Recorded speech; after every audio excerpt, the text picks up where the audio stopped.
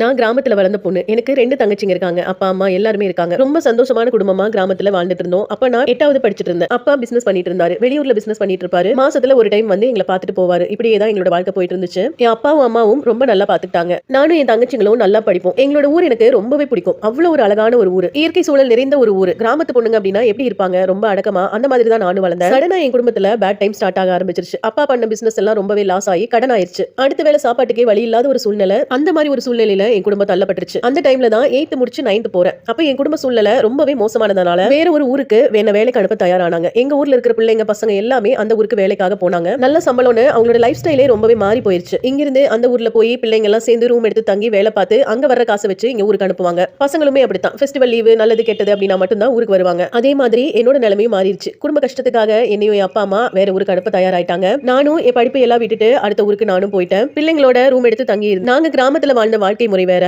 அந்த ஊரோட வாழ்க்கை முறை வேற. பிள்ளைங்க பசங்க எல்லாமே ரொம்ப கேஷுவலா பேசிட்டு சம்பாதிக்கிறது நல்ல ஜாலியா வாழ்றது அப்படின்னு அவங்களோட லைஃப் ஸ்டைலே வேற மாதிரி இருந்துச்சு. என்னால ஆரம்பத்துல அந்த ஒரு வாழ்க்கை முறைக்கு மாற என்னால முடியல. நான் எப்படி கிராமத்துல இருந்தனோ அதே ஒரு வாழ்க்கையில தான் வாழ்ந்துட்டு இருப்பேன். அப்ப என்ன சுத்தி இருக்கிற என் ஃப்ரெண்ட்ஸ் எல்லாருமே கிண்டல் பண்ண ஆரம்பிச்சிட்டாங்க. சரியான பட்டிக்காடு, என்ன இப்படி இருக்க அப்படி இருக்கன்னு எல்லாம் கேலி பண்ண ஆரம்பிச்சிட்டாங்க. இப்படியே என்னோட வாழ்க்கை போயிட்டே இருந்துச்சு. அப்படியே கொஞ்சம் கொஞ்சமா நானும் அவங்கள போலவே மாற ஆரம்பிச்சேன். எனக்கே அது தெரியல, நானும் அவங்கள மாதிரியே மாறிட்டு வந்தேன். நல்லா சம்பாதிக்கிறது, நல்ல துணி, பகட்டான ஒரு வாழ்க்கைன்னு அந்த வாழ்க்கை முறைக்கு நானுமே மாற ஆரம்பிச்சேன். நிறைய ஆண் நண்பர்கள் எனக்கு இருந்தாங்க. அங்க இருக்கிற பிள்ளைங்க பசங்க எல்லாருமே அப்படித்தான் கேஷுவலா தான் இருப்பாங்க. அதே போலதான் என் வாழ்க்கை முறையும். வாரத்துல 6 நாள் நாயா பேயா பாடுபடுவோம். ஒரு நாள் நல்ல ஜாலியா ஊர் சுத்துவோம். கொஞ்சம் கொஞ்சமா ஊர்ல இருக்கிற என் குடும்பத்தை மறக்க ஆரம்பிச்சேன். அந்த சூழல்ல அந்த கஷ்டங்களை எல்லாமே மறக்க ஆரம்பிச்சேன். மறந்து இந்த வாழ்க்கை முறைக்கு முழுமையாவே மாற ஆரம்பிச்சேன். இதுல ஒரு பையன் மேல எனக்கு காதல் ஏற்பட்டுச்சு. எனக்காக அவனே எல்லாமே செலவு செய்வான். நான் நிறைய துணியெல்லாம் வாங்கி தருவான். நாங்க 2 பேரும் மணிக்கணக்கா போன்ல பேசுவோம். ஊரெல்லாம் நல்லா சுத்துவோம். வேலை செய்யற இடத்துலயும் ஒன்னாவே தான் இருப்போம். பேசிக்கிட்டே இருப்போம். நாள் முழுக்க பேசுவோம். இந்த மாதிரியான ரிலேஷன்ஷிப் போயிட்டே இருந்துச்சு. ஒரு கட்டத்துல எனக்கே தெரிய வந்துச்சு,